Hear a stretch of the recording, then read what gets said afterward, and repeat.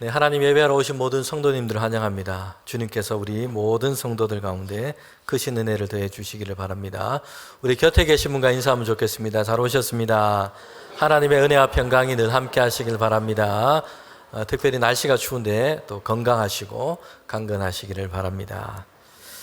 네, 이번 주간 말씀이 있습니다. 우리 하나님 말씀 나누기 전에 주간 말씀을 함께 읽고 우리 기도하고 그렇게 시작하도록 하겠습니다. 창세기 1장 28절 말씀입니다. 함께 읽도록 하겠습니다. 하나님이 그들에게 복을 주시며 하나님 생육하고 번성하여 땅에 충만하라. 땅을 정복하라. 바다의 물고기와 하늘의 새와 땅을 움직이는 모든 생물들을 다스리라 하시니라. 아멘. 밑에 기도도 읽겠습니다. 하나님, 나를 하나님의 형상으로 세상에서 가장 소중하게 창조해 주셔서 감사합니다. 하나님의 사람들이 세상을 아름답게 돌보는 삶이 되게 해주세요. 예수님의 이름으로 기도합니다. 아멘.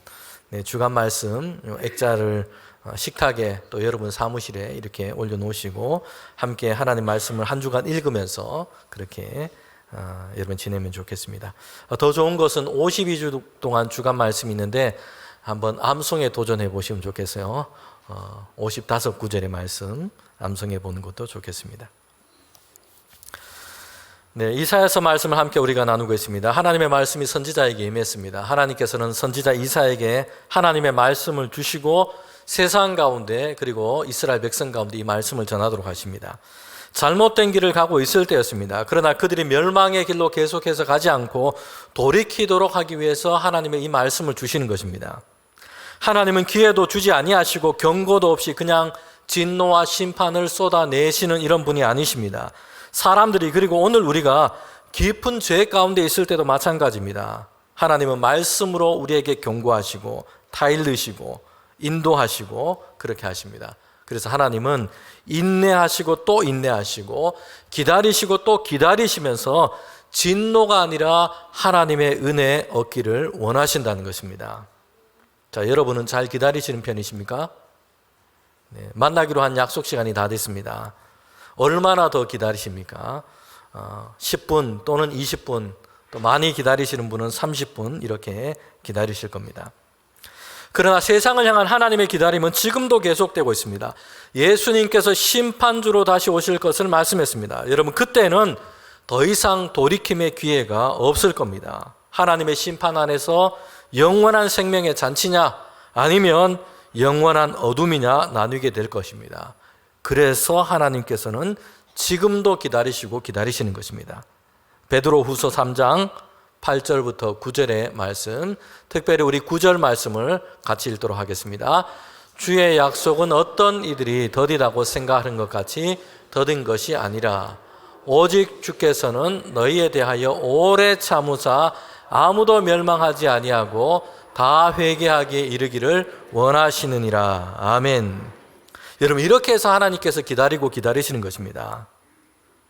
하나님은 기다리셔서 어떻게든 한 사람이라도 돌이켜 구원하심을 얻게 하기 위해서 긍휼 가운데 기다리시는 겁니다. 오늘 저와 여러분도요, 예수 그리스도를 믿고 하나님을 예배하는 주의 성도가 되었습니다. 하나님의 기다리심 덕분입니다. 2026년 새해를 우리에게 하나님께서 허락해 주셨습니다. 하나님의 기다림이 여기 있습니다. 올 한 해 동안 이 한 해를 통해서 더욱더 하나님과 친밀하게 동행하고 믿음의 성장을 이루어 갈 수 있도록 기다려 주시는 것이에요. 나중에는 주님 앞에 우리가 설 때의 아름다운 결산을 더 많이 그렇게 가지고 설 수 있도록 하나님께서 기다려 주시는 것입니다. 여러분, 이것이 우리에게 큰 은혜인 줄 믿습니다.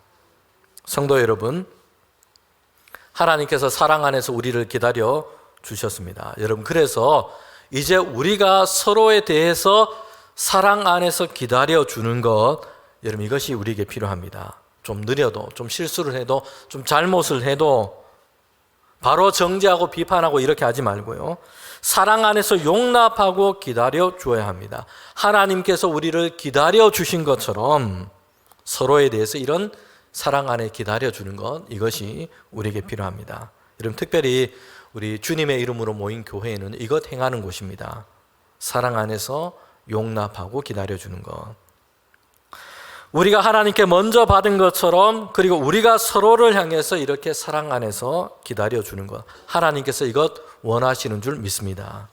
여러분, 선지자를 통해서 주신 말씀은요, 그들에게 구원을 이루기 위해서 기다리시는 하나님, 그 하나님에 대해서 말씀하고 있습니다. 당장의 심판을 내리시고 무너뜨리지 아니하시고 경고의 말씀을 주십니다. 죄악된 길에서 돌이킬 수 있도록 그들에게 시간을 주시고 기다리시는 것입니다. 성경에는 이런 하나님의 기다림이 계속되고 있음을 우리에게 잘 말씀해 주고 있습니다. 그래서 선지자를 보내시고 또 다른 선지자를 보내시고 계속해서 그들을 향해 기다리고 계시다는 겁니다. 자, 그런데 오늘 우리가 읽은 이사야서 우리 14장을 읽었는데 13장부터 23장까지를 보면요, 유다뿐만 아니라 주변 나라들을 향해서 하나님께서 주신 말씀이 선포되고 있는 것입니다. 선지자 이사야에게 주신 하나님의 말씀은요, 먼저 유다와 예루살렘, 거기에 살고 있는 백성들을 향해서 하나님께서 경고와 그리고 하나님의 말씀을 전하십니다. 이것이 1장부터 12장까지입니다. 그런데 하나님은 선지자를 통해서 예루살렘에 사는 이스라엘 백성들을 향해서만 말씀 그렇게만 하시는 것이 아닙니다. 13장부터 보면 주변에 있는 다른 나라들을 향해서, 주변 열방들을 향해서 하나님께서 말씀하고 계시다는 겁니다. 13장부터 23장까지는 주변 나라, 10개의 나라, 주변의 다른 민족을 향해서 하나님의 경고의 말씀이 선포되고 있습니다. 여러분, 이것은 우리에게 분명하게 우리에게 보여주고 밝혀주는 것이 있습니다. 하나님은 유다와 이스라엘 백성에 대해서만 관여하고 계신 분이 아닙니다. 모든 나라 열방을 향해서 하나님의 계획을 펼쳐가고 계시다는 겁니다. 하나님은 이스라엘 민족만을 위한 하나님이 아니라 하나님은 온 세계와 세상을 향하고 세상을 다스리시는 하나님이십니다. 여러분, 우리 자주 하나님에 대해서 이렇게 오해하기 쉽습니다. 하나님이 우리만의 하나님, 나만의 하나님으로 이렇게 축소해서 하나님을 생각하는 경우들이 많습니다. 물론 하나님은 나의 고통, 나의 신음, 나의 상황을 아십니다. 나의 기도와 간구 가운데 하나님은 선한 길로 인도하시고 우리를 보호하십니다. 나의 삶 가운데 하나님은 은혜를 베풀어 주십니다. 여러분, 그런데 우리는요, 동시에 꼭 기억해야 할 것이 있습니다. 하나님은 나의 하나님이지만 하나님은 나만의 하나님은 아니시다는 것이에요. 하나님은 이스라엘을 자기 백성 삼으시고 그들을 돌보십니다. 하나님은 이스라엘의 하나님이다 라고 말씀하고 있습니다. 여러분, 그런데 하나님은 이스라엘만의 하나님이 아니십니다. 하나님은 섭리와 계획 가운데 이스라엘, 유다 백성뿐만 아니라 다른 민족, 모든 세계를 하나님의 계획 가운데 통치하시고 이끌어 가시는 분이십니다. 하나님의 계획과 일하심은 온 세계를 향해 열려 있습니다. 하나님은 온 땅을 창조하시고 하나님의 뜻과 계획 가운데 온 세상을 다스리시는 분이십니다. 성도 여러분, 그래서 우리는요, 우리의 생각이 변화될 필요가 있습니다. 하나님이 나만을 위해서 뭔가 특별한 것을 계획하시고 행하시는 것으로 이렇게만 우리가 생각해서는 안 된다는 것이요. 나의 소원, 나의 필요만을 위해서, 이것만을 위해서 일하시는 분으로 이렇게 우리가 생각해서는 안 됩니다. 하나님을 나만의 하나님, 나의 소원만을 위해 봉사하시는 하나님, 이렇게 믿고 있다면 여러분, 우리는 아직 어린 나이의 신앙에 머물러 있는 것과 같습니다. 우리는 온 세상을 향해 하나님의 큰 뜻과 하나님의 일을 이루어 가신다는 것을 우리는 믿어야 합니다. 그리고 이를 위해서 저와 여러분, 성도와 우리 교회가 하나님의 큰 세상을 향한 그 계획과 뜻 가운데 우리를 세우시고 이것을 위해서 봉사하도록 저와 여러분을 부르신 줄 믿습니다. 하나님은 온 세상을 향한 하나님의 선한 계획을 가지고 계십니다. 의로운 통치와 다스리심을 열어가고 계십니다. 여기에 우리 모든 주의 성도가 우리의 생각과 마음을 열고 하나님의 선한 뜻을 찾는 저와 여러분 되기를 원합니다. 때로는요, 하나님께서 펼쳐가시는 것이 당장의 나의 개인적이고 나의 사적인 유익과 기대와는 좀 안 맞을 때도 있어요. 여러분, 그런데요, 하나님은 온 세상을 향한 더 큰 계획을 가지고 온 세상을 향해 선하고 유익한 것을 그렇게 이루어 가고 계시다는 것입니다. 여러분, 이런 믿음이 우리에게 있어야 할 것입니다. 13장부터 23장까지는 주변 나라에 대한 하나님의 경고의 말씀이 선포되고 있습니다. 전체로 10개의 나라가 등장하고 있습니다. 그들에 대한 하나님의 경고와 심판에 대한 말씀이 선포되고 있습니다. 그런데 그 중에서 첫 번째가 바로 바벨론이었습니다. 이사야서 13장 1절에 보면 아모스의 아들 이사야가 바벨론에 대하여 받은 경고라, 이렇게 시작을 하고 있습니다. 당시 주변에 다른 나라들도 많습니다. 다른 민족들도 많이 있습니다. 그런데 하나님께서 경고의 말씀을 주시는데 시작이 바로 바벨론이었다는 것입니다. 여러분, 왜 바벨론일까요? 이런 생각을 해보게 됩니다.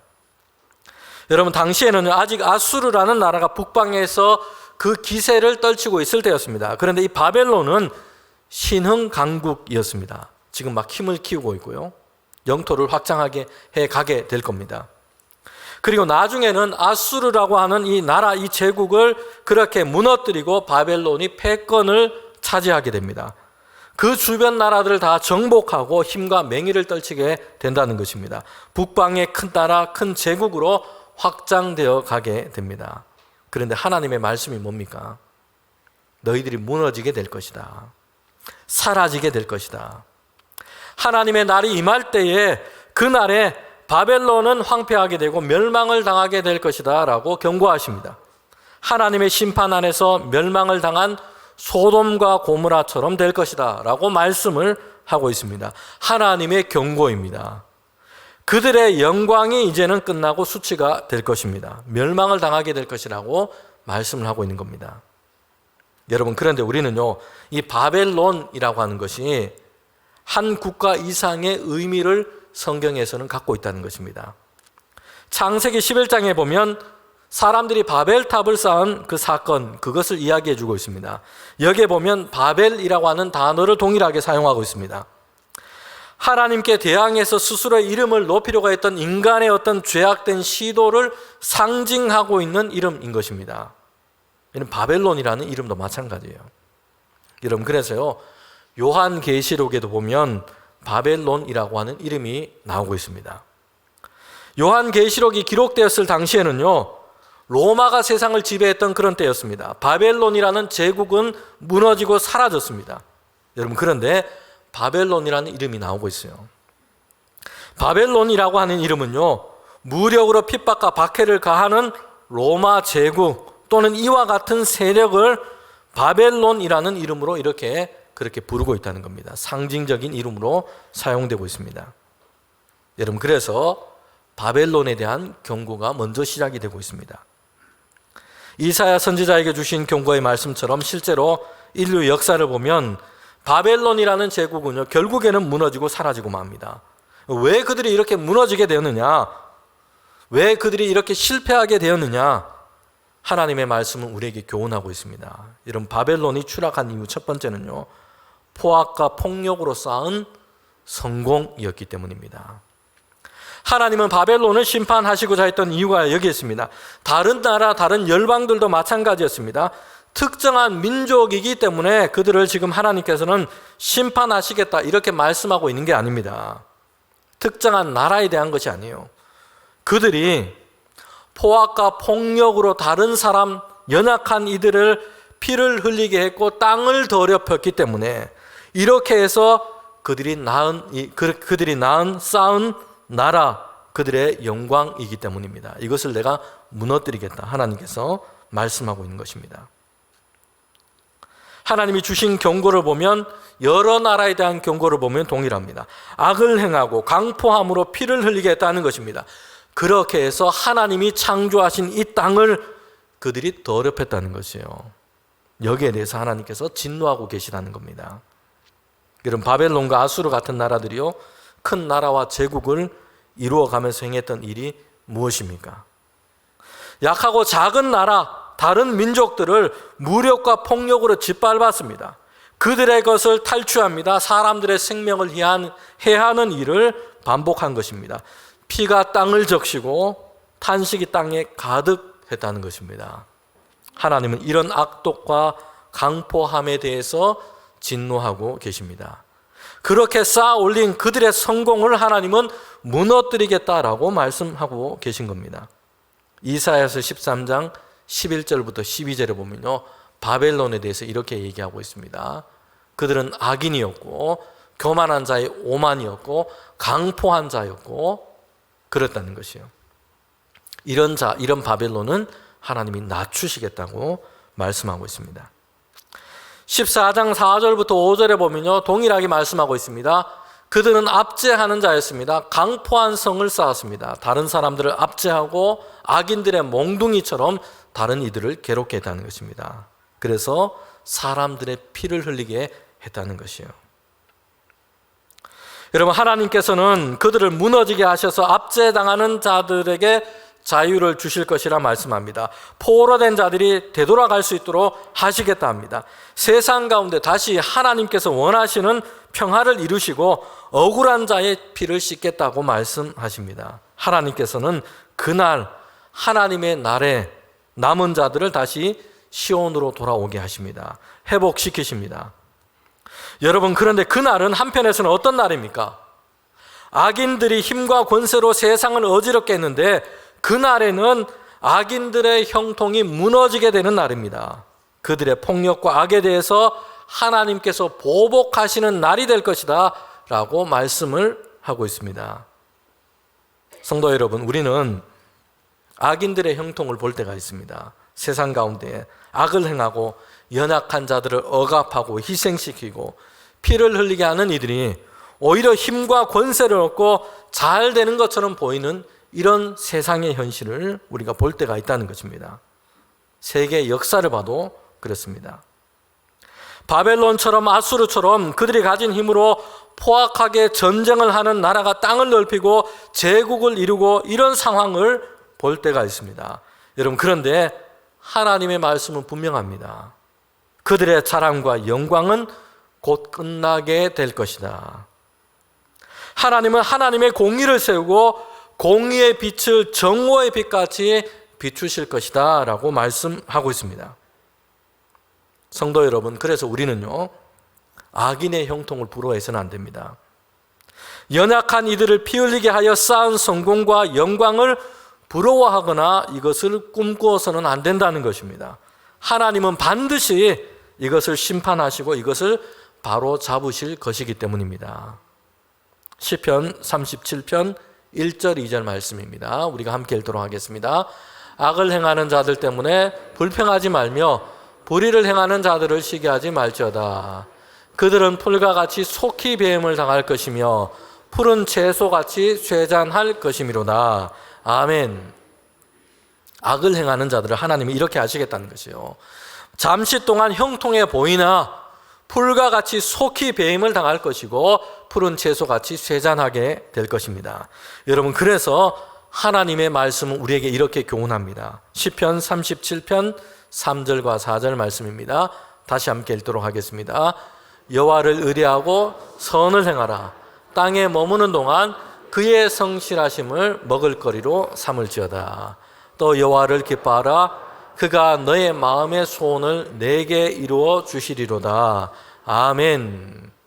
하나님을 의뢰하고 선하신 하나님의 이 성실하심을 날마다 기뻐하고 이것을 믿으라는 것입니다. 하나님을 기뻐해라. 하나님과 동행해라 라고 말씀하고 있습니다. 여러분, 오늘 우리 사회 안에서는요, 갑질이라는 말을 너무 자주 듣게 됩니다. 유명인들, 또 정치인들, 이런 사람들이 폭언, 갑질 이런 일을 했다라는 이런 일들이 얼마나 많이 들리는지 모릅니다. 영국에서는 신조어를 모아서 이래 사전을 만든다고 합니다. 그런데 벌써 몇 년 전에 알파벳으로 갑질이라는 단어가 영국에서 만든 이 사전에 등재가 됐습니다. 우리나라에 이렇게 많이 되는 그 단어를 가지고 그렇게 신조어 사전에 올린 것입니다. 주도권을 가진 이가 권한, 지위, 힘과 이 우위를 이용해서 상대방을 무시하거나 억압하거나 부당한 요구를 하는 것, 큰 상처와 모욕을 주는 폭력적인 행위, 이것을 뜻합니다. 성도 여러분, 오늘 우리는 우리의 삶의 방식이, 주의 성도들은 우리의 삶의 방식이 새로워져야 할 줄 믿습니다. 여러분, 나와 너 사이에요, 힘의 논리를 내세우고 나의 유익을 쟁취하기 위해서 다른 사람들을 막 억누르고 이렇게 하지 않고요. 나와 너 사이에 하나님의 정의와 사랑이 세워지는 것, 나와 너 사이에 하나님의 정의와 사랑이 세워지는 것, 여러분 이것을 소망하고 이것을 위해 힘쓰는 우리 주의 성도들 되기를 원합니다. 바벨론이 추락했던 이유가 있습니다. 두 번째는요, 그들이 하나님 없는 교만 가운데 있었다는 것입니다. 하나님의 진노 아래서 심판 아래 바벨론이 무너지고 추락하게 된 이유가 여기에 있습니다. 하나님 없는 교만이 그들 가운데 가득했다는 것이요. 세상의 주인 행세를 했고요, 세상의 통치자로 자처했습니다. 바벨론이라는 나라만의 문제가 아니라 당시 세상에서 크게 강하게 되었고 제국을 이루었던 나라들이 다 그랬습니다. 자신들이 이룬 넓은 영토와 승리를 자랑했습니다. 스스로 세상의 주인 행세를 했다는 것이요. 하나님은 이런 이들의 교만을 낮추십니다. 여러분, 교만이 얼마나 사람들을 쉽게 무너뜨리게 하는지 역사 속에는 수많은 예가 있습니다. 한 가지 말씀을 드리면 유럽의 근대 역사에서 정복자의 승리를 얻은 한 사람이 있습니다. 프랑스의 나폴레옹입니다. 평민 출신이었고요. 그는 키가 작은 사람이었습니다. 체구가 작았습니다. 그런데 그는 군인으로서 아주 큰 성공을 거두게 됩니다. 여기에 그치지 않고 프랑스를 제국으로 바꾸고 유럽 대륙을 정복하는 황제의 자리에 그렇게 올라앉게 됩니다. 여러분, 그가 이룬 이 성공은요, 상당히 긴 시간 동안 그렇게 이루어져 갔습니다. 그런데 놀랍게도 그의 몰락은 너무나 짧은 시간 이루어졌다는 것입니다. 얼마 되지 않은 시간 동안 모든 것을 다 잃고 그는 대서양의 외딴 섬의 유배지에 추방되고 맙니다. 이렇게 몰락된 중요한 이유는요, 바로 교만과 과신에 있었습니다. 나폴레옹의 몰락은요, 역설적이게도 가장 강력했을 때에 시작이 됐습니다. 그는 자신의 능력을 과신했습니다.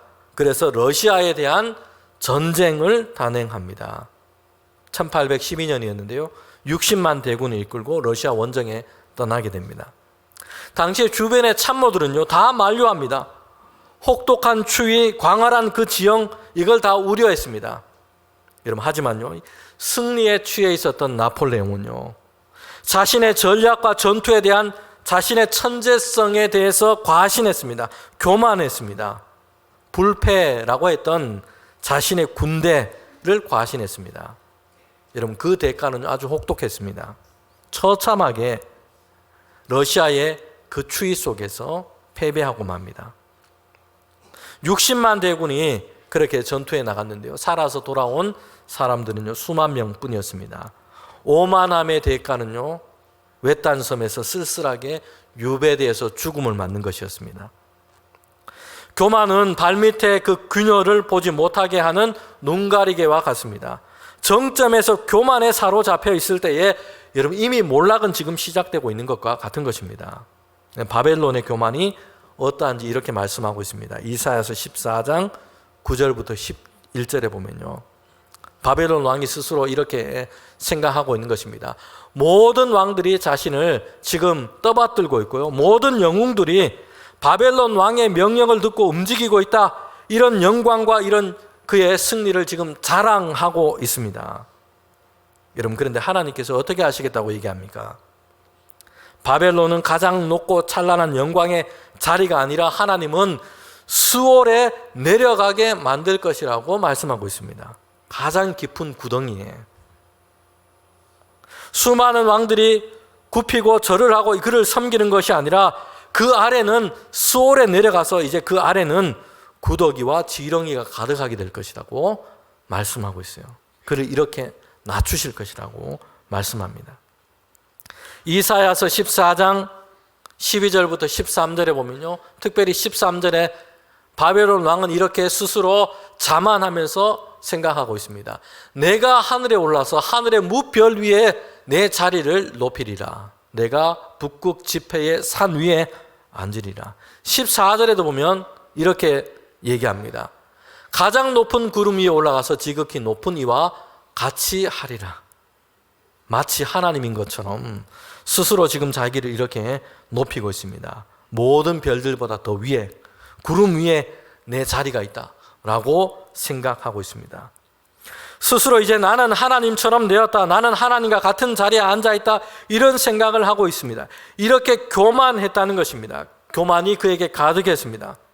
그런데 이런 바벨론은 하나님은 낮추어 버리시고 높은 하늘의 자리가 아니라 가장 깊은 구덩이에 수월에 떨어지게 될 것이라고 말씀하고 있습니다.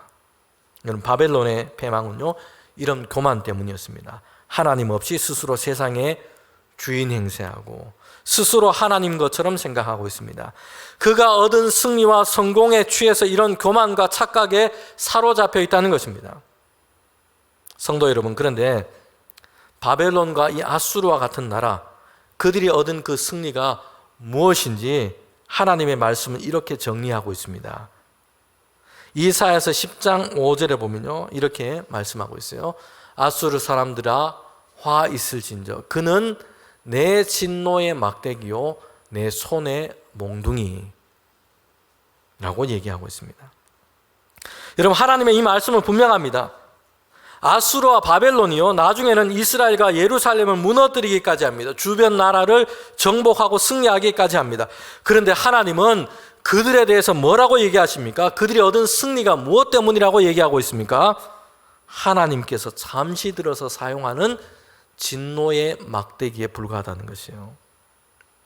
이스라엘 백성의 죄악을 다루시기 위해서 세상의 죄악들을 다루시고 그들이 이 죄악을 보도록 하기 위해서 하나님께서 징계하시는데, 이것을 위해서 하나님이 잠시 그의 손에 들고 계시는 막대기에 불과하다는 겁니다. 바벨론이 얻은 승리, 아수르가 얻은 영광, 이것은요, 잠시 동안 이스라엘 백성 또 세상의 여러 나라를 징계하기 위해서 하나님께서 잠시 동안 그들을 손에 들고 진노의 막대기로 사용하신 것에 불과한 것입니다. 아수르와 바벨론은 스스로 잘났다, 스스로 크고 위대하다, 이렇게 생각하고 있습니다. 그런데 하나님이 하나님의 뜻하심 속에서 그들은요, 잠시 사용했던 막대기에 불과했던 겁니다. 이사야서 10장 15절을 보면요, 이렇게 그래서 말씀하고 있습니다. 도끼가 어찌 찍는 자에게 스스로 자랑하겠느냐, 톱이 어찌 켜는 자에게 스스로 큰 채 하겠느냐. 이런 막대기가 자기를 들고 있는 자를 움직이려 하고 몽둥이가 나무 아닌 사람을 들려 함과 같음이로다. 바벨론과 아수르가 가지고 있는 어리석음이요. 지금 잠시 동안 하나님께서 그냥 세상 가운데 죄를 깨닫게 하시려고 진노 가운데 들고 있는 막대기에 불과한데 스스로 생각하고 있는 것이죠. 마치 세상의 주인인 것처럼, 하나님을 대신하는 존재인 것처럼 그들이 얻은 승리를 이렇게 생각하고 있다는 것이에요. 성도 여러분, 그런데 우리는요, 교만이라고 하는 것이 많은 것을 가진 사람 또는 높은 지위를 가진 사람들만이 하는 유혹이고 죄악이라고 이렇게 생각하기 쉽습니다. 그런데 그렇지가 않습니다. 자신보다 못하다고 생각하는 사람들과 비교하면서 사람들은요, 자신의 우월감과 만족감을 느끼기도 합니다. 화려한 왕관이 없더라도 작고 사소해 보이는 권한과 힘을 가지고 있어도 거기에서 교만이 들어오고 있는 틈이 되고 있다는 것입니다. 여러분, 교만은요, 하나님이 아니라 스스로에 대해서 너무 많이 생각하는 것입니다. 내가 이걸 반복하고 있어요. 사사기 9장에 보면요, 흥미로운 한 가지 우화가 나오고 있습니다. 나무들이 이제 자신들을 다스릴 왕을 세우고자 합니다. 그래서 무화과 나무, 감람나무, 포도나무를 찾아갑니다. 우리의 왕이 좀 되어달라라고 이렇게 얘기합니다. 그런데 이런 나무들은요, 다 거절합니다. 자신들이 가지고 있는 아름다운 기름 또한 달콤한 이 열매를 맺어서 하나님을 영화롭게 하고 사람들을 유익하게 하는 것, 이게 내 기쁨이라는 것입니다. 그런데 어찌 내가 나무들 위에서 우쭐거리며 그렇게 있을 수 있겠느냐. 그래서 거절합니다. 여러분, 그런데 마지막에 나타난 나무가 있습니다. 가시나무예요. 가시나무는요, 아무 열매도 실만한 그늘도 갖지 못한 이런 나무입니다. 그런데 이 가시나무가 이렇게 얘기를 하고 있습니다. 나를 왕으로 삼아라. 그리고 내게 와서 내 그늘 아래서 쉬어라. 누가 얘기했다고요? 가시나무가 이파리도 없고 크지도 않고 그늘도 없는 이 가시나무가 이렇게 얘기하고 있어요. 나를 왕으로 삼고 내 그늘 아래 와서 모든 나무들이 다 피하라 쉬어라 이렇게 얘기하고 있습니다. 그렇지 않으면 내게서 불이 나와서 너희를 살을 것이다. 여러분, 이게 얼마나 우스꽝스러운 일입니까? 그늘 하나 만들 수 없는 가시나무가 세상을 내가 다 품겠다고 호통을 치고 있습니다. 여러분, 이것이 바로 바빌론의 모습인 겁니다. 교만의 본질입니다. 내면이 텅 비어 있을수록 인간은요, 더 높은 자리를 탐합니다. 더 큰 목소리로 타인들을 위협합니다. 가시나무처럼 허황된 교만을 휘두르고 있다는 것입니다. 사랑하는 성도 여러분, 우리는 교만이라는 죄와 어리석음에 빠져 있지 않기를 바랍니다. 멸망과 파멸의 지름길이 되고 맙니다. 교만을 경계하는 가장 좋은 방법은요, 교만을 경계하는 가장 좋은 것은 우리가 날마다 하나님의 은혜를 묵상하는 겁니다. 나를 자꾸 묵상하지 말고 내 능력, 내가 가진 거 이거 자꾸 묵상하지 않고 하나님의 은혜를 묵상하는 겁니다. 하나님의 은혜 안에서, 하나님의 관계 안에서 나를 보는 것입니다. 모든 것이 하나님의 은혜입니다. 모든 것이 하나님의 돌보심입니다. 모든 것이 하나님의 덕분입니다. 이것을 잊지 않는 것입니다. 우리가 아무리 대단하고 아무리 좋은 일을 이루었다고 해도 선하신 하나님께서 우리를 사용하신 것입니다. 여러분, 하나님은 이스라엘과 예루살렘뿐만 아니라 모든 세상 열방을 향해서 하나님의 선한 뜻을 이루어 가십니다. 하나님의 경영을 반드시 이루실 것이라고 말씀하고 있습니다. 이사야서 14장 26절부터 27절에 보면요, 열방을 향해서 내가 편 손을 그렇게 펼 것이다. 하나님이 정한 경영을 내가 이룰 것이다. 온 세계를 향해서 이것을 이룰 것이다 말씀합니다. 그러면서 27장에 보면요, 하나님께서 경영하였은즉 누가 능히 이것을 패하며 하나님의 손을 펴섰은즉 누가 능히 이것을 돌이키랴. 바벨론이 자신들의 역사를 경영하는 줄 그렇게 알지만 사실은요, 하나님의 막대기에 불과합니다. 하나님은 그런 가운데도 보이지 않는 하나님의 손길과 섭리로 세상 안에서 하나님의 경영을 이루어 가시는 것입니다. 바벨론이라는 나라 이름은요, 창세기 바벨탑의 어원과 같습니다. 인간이 하나님의 심판을 피하고자 했던 하늘 높이 탑을 쌓아 올린 것입니다. 하나님에 대한 도전이었고 대적이었습니다. 이처럼 바벨론이라는 나라도 그렇습니다. 신의 문이라는 이름의 뜻을 가지고 있습니다. 자신들이, 자신의 나라가 전 신적인 어떤 권위와 지위를 갖고 있는 것처럼 이렇게 올려놓고 있습니다. 신들이 세상을 내려오는 통로이고 자신들이 세상의 중심이라고 생각했습니다. 여러분, 그런데요, 바벨탑을 쌓아 올린 인간, 하나님은요, 흩으셨어요. 그들의 언어를 혼잡게 하셨습니다. 혼잡하게 하시고 흩으셨다라고 하는 이 단어가 발랄입니다. 바벨과 같은 어원을 가지고 있어요. 연결이 되는 것입니다. 하나님은요, 바벨이라는 단어를 발랄이라는 단어로 이렇게 바꾸어 버리신 것입니다.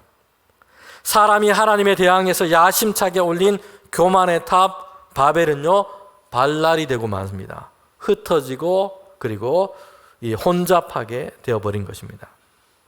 바벨론은요, 스스로 신의 문이라 불렀지만 혼돈의 문이 되고 맙니다. 혼돈과 혼란으로 흩어지고 무너지고 마는 것입니다.